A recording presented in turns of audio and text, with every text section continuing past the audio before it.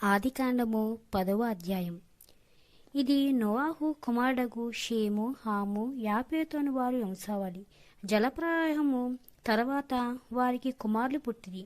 యాపేతు కుమారులు గోమెరు, మాగోగు, మాదాయి, యావాను, తూబాలు, మోషేకు తీరాసు అనువారు. గోమెరు కుమారులు ఆషనాజు, రిఫుతు, తొమర్గా అనువారు. యోవాను కుమారులు ఎలీషా, తరిషు, కితియా, దనోనియా అనువారు. వీరి నుండి సముద్ర తీరం నుండి జనములు వ్యాపించెను. వారు వారి జాతుల ప్రకారము, వారి వారి భాషల ప్రకారము, వారి వారి వంశుల ప్రకారము ఆయా దేశంలో వారు వేరైపోయిరి. హాము కుమారులు కూషు, మిస్రయిము, పూతు, కానాను అనువారు. కూషు కుమారులు సేబా, హవీలా, సబ్దా, రయామా, సబ్దకా అనువారు. రయామా కుమారులు షేబా, దదాను అనువారు. కూషు నిద్రయును కనెను. అతడు భూమి మీద పరక్రమశాలై ఉండుటకు ఆరంభించెను. అతడు యెహోవా ఎదుట పరక్రమగల వేటగాడు కాబట్టి యెహోవా ఎదుట పరక్రమగల వేటగాడై నిద్రము వలె అను లోవక్తి కలదు.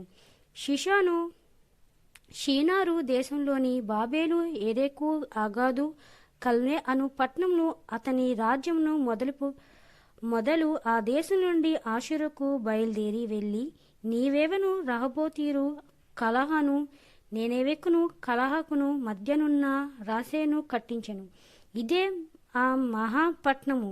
మిశ్రయము, లూదియలను, అనమీయులను, లేహబీలను, నఫ్తీయులను, పత్రిసీలను, కస్లును, కస్తీరియులను కనెను. ఫిల్తీయులు, కస్లు, హియోలును వచ్చినవారు.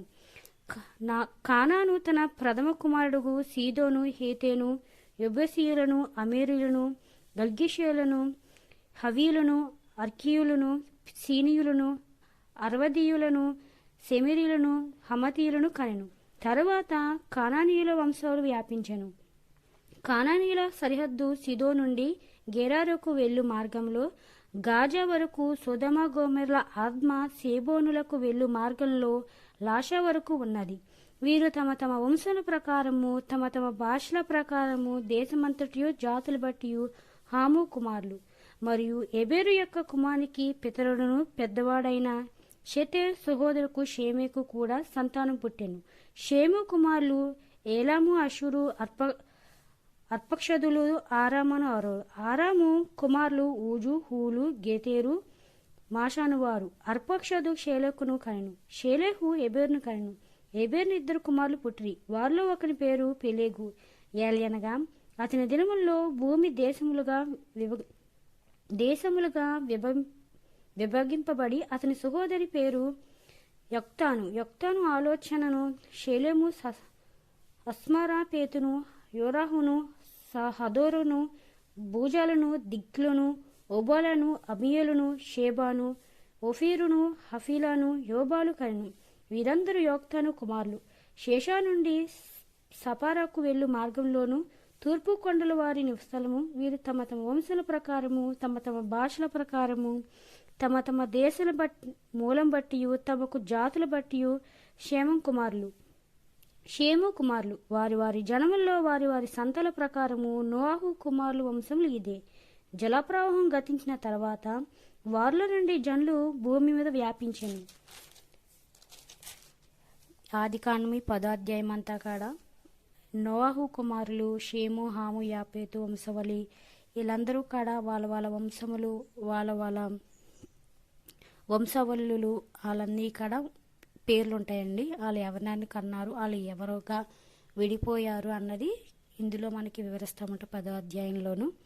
మరి అందరికీ వందనాలు. ఇందులో మనం నేర్చుకోవాల్సింది ఏమి ఉండడంటే మన చరిత్రని తెలుసుకుంటామన్నమాట.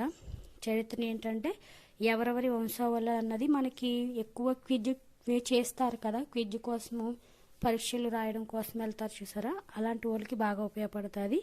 పేర్లన్నీ గుర్తించుకోవడం కూడా చాలా మంచి విషయము. మనం అందరం కూడా ఈ 10వ అధ్యాయంలో ఉన్న ఆలాలు ఎలా విడిపోయారు అన్న దాన్ని వివరించారన్నమాట. అందరికీ వందనాలు. వినాలన్న ప్రతి ఒక్కరికి కూడా షేర్ చేయండి. అందరికీ వందనాలు. ఆమెన్. ఆదికాండము 10వ అధ్యాయం. ఇది నోవాహు కుమారుడగు షేము, హాము, యాపేతు